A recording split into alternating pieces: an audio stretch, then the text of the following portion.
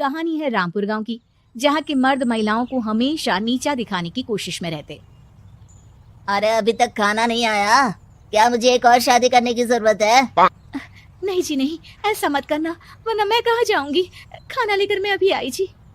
गांव की पंचायत में भी फैसले हमेशा औरतों के खिलाफ ही रहते। मैं जो फैसला सुनाता हूँ वो भगवान की आज्ञा होती है। इस लड़के ने अपने मन से शादी करके अच्छा नहीं किया। लड़के को घर भेज दो और इसकी शादी इसकी जाति की किसी लड़के से करवा दो, लेकिन ये लड़के, इसे तो गांव के बाहर निकाल दो। नहीं नहीं जमींदार साहब, ये क्या बोल रहे हैं? ऐसा नहीं हो सकता।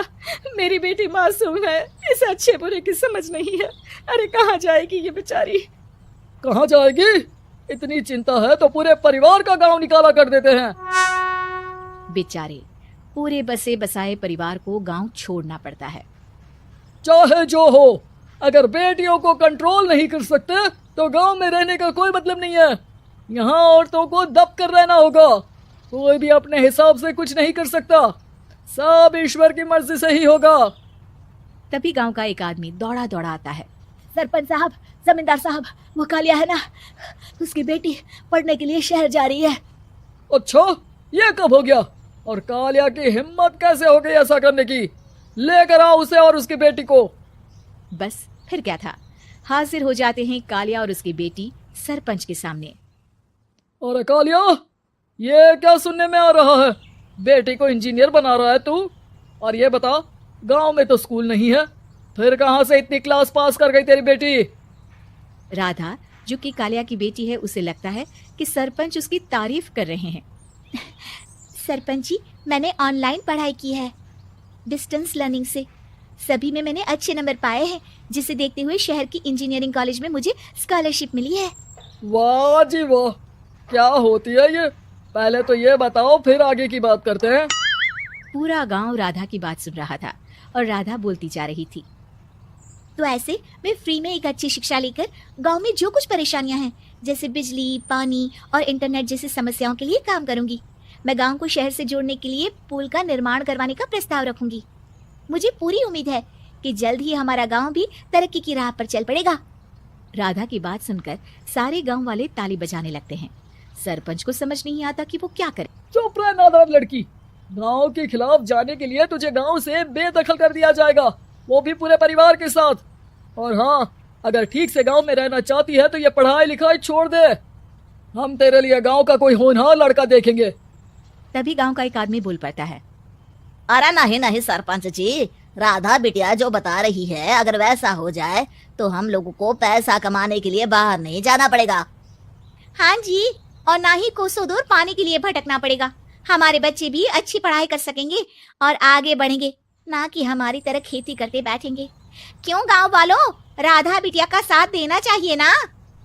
सरपंच देखता है कि गांव राधा के साथ है तो वो चुप हो जाता है। वो घर आकर अपने सलाहकार से बात करता है, जो बहुत ही चालाक किस्म का इंसान होता है। अरे सरपंच साहब, आपको बहुत ही होशियारी से काम लेना पड़ेगा। एक बार गांव तरक्की कर गया, यहाँ के बालक पढ़ लिए तो कोई ना पूछेगा आपको। और फिर ये जो बेटा और बेटी है ना आपके, इनको भी आम लोगों की तरह ही जीवन जीना होगा। हाँ, लेकिन करे तो क्या करे? वो ना आप मुझ पर छोड़ दीजिए, बस मैं जैसा बोलूं करते जाइए। अगले रोज सुबह जब गांव वाले सोकर उठते हैं तो राधा के घर के बाहर और साथ ही वो लोग जिन्होंने राधा का सपोर्ट किया था, उनके घर के आगे लाल रंग से कल आऊंगी लिखा होता है। कल आऊंगी, ये क्या होता है? अरे यह तो खून से लिखा है, लगता है कोई भूत प्रेत या चुड़ैल का साया है। चलो सरपंच जी के पास चलते हैं। सभी सरपंच के पास जाकर उसे सारी बात बताते हैं। और ये तो बड़ी मुश्किल की बात है। चलो, मैं एक बाबा को जानता हूँ, उन्हें बुला लेता हूँ। सरपंच बाबा को लेकर गांव के घर के बाहर जाता है। ओहो, तो ये वो चुड़ैल है जो उन लोगों को निशाना बनाते हैं जो गांव को बदलने का सपना देखते हैं। वो गांव को ऐसे ही संपन्न देखना चाहती है, वो नहीं चाहती कि कोई बाहरी यहाँ का कायाकल्प करे। क्या तुम लोगों में से किसी ने गांव को बदलने की सोच रखी है? तभी राधा की माँ रोते रोते आती है। मेरी राधा घर से गायब हो गई है। अरे कोई तो बचाओ, मेरी बच्ची कहाँ गई? ले गई वो, चुड़ैल तेरी बच्ची को ले गई। अब वो उसे श्रापित करके छोड़ेगी, उस पर चुड़ैल का साया हो जाएगा। तभी बुरी सी हालत में राधा भी वहां आ जाती है। उसके बाल चुड़ैल की तरफ फैले होते हैं और कपड़ों में खून लगा होता है। सभी राधा को देखकर डर जाते हैं। माँ, पता नहीं मुझे कौन उठा कर ले गया था। अरे दूर दूर हो जा चुड़ैल, अब हम लोग इस गांव में नहीं रुकेंगे। अरे कैसी बातें कर रहे हैं आप? कल तो आप मेरे भरोसे गांव का हुलिया बदलने, अपने बच्चों को पढ़ाने और तरक्की उन्नति की बात कर रहे थे, तो आज क्या हो गया आपको? ये फिर तुम लोगों को बहकाएगी। ये चुड़ैल गांव में आ चुकी है, ऐसे ही ये तुम्हारे घर के बच्चों को भी ले जाएगी। गांव वाले राधा को गांव से बाहर निकाल देते हैं। उसके माँ बाप रोते रहते हैं, लेकिन गांव वाले नहीं मानते। मैं भी अपनी बहन के साथ गांव के बाहर रहूंगा, लेकिन वो पढ़ाई नहीं छोड़ेगी। वहीं सरपंच के घर पर सलाहकार कहता है, देखा, सांप भी मर गया और लाठी भी नहीं टूटी। लेकिन अगले ही दिन सरपंच के घर के बाहर भी वही शब्द लिखे होते हैं। और फिर सरपंच की बीवी कहती है, हमारी बेटी को किसी ने अगवा कर लिया है। तभी राधा का भाई वहां आ जाता है। अरे गांव वालों, मैंने सरपंच जी की बेटी को देखा था, वो चुड़ैल उसे उठाकर ले जा रही थी। अरे क्या मजाक कर रहे हो? नहीं नहीं सरपंच जी, आप नहीं जानते, वो चुड़ैल अब आपकी बेटी में आ जाएगी, जैसे राधा के अंदर आ गई थी। तभी सरपंच की बेटी वैसी ही हालत में वहां आती है जैसे राधा आई थी। पापा, पता नहीं कैसे मैं गायब हो गई थी। चुड़ैल, इसके अंदर भी चुड़ैल का साया है, मारो इसे। अरे नहीं नहीं, इसे भी राधा के पास गांव के बाहर ही भेज दो। अरे चुप रहो, मेरी बेटी कहीं नहीं जाएगी, और चुड़ैल बुड़ैल कुछ नहीं होता है। अरे कैसे बात कर रहे हो सरपंच जी?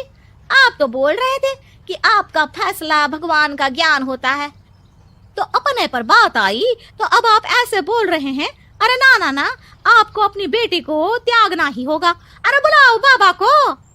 राधा का भाई बाबा को ले आता है, जिसे अब गांव वालों के डर के कारण सच बोलना पड़ता है। मैं कोई बाबा नहीं हूँ, मैं तो मोची था। ये सलाहकार महोदय ने मुझे कहा था एक्टिंग करने को। वो मुझे पैसे देने वाले हैं। अब मुझे माफ कर दो। गलती हो गई, मुझे माफ कर दो। तभी वहां राधा आ जाती है।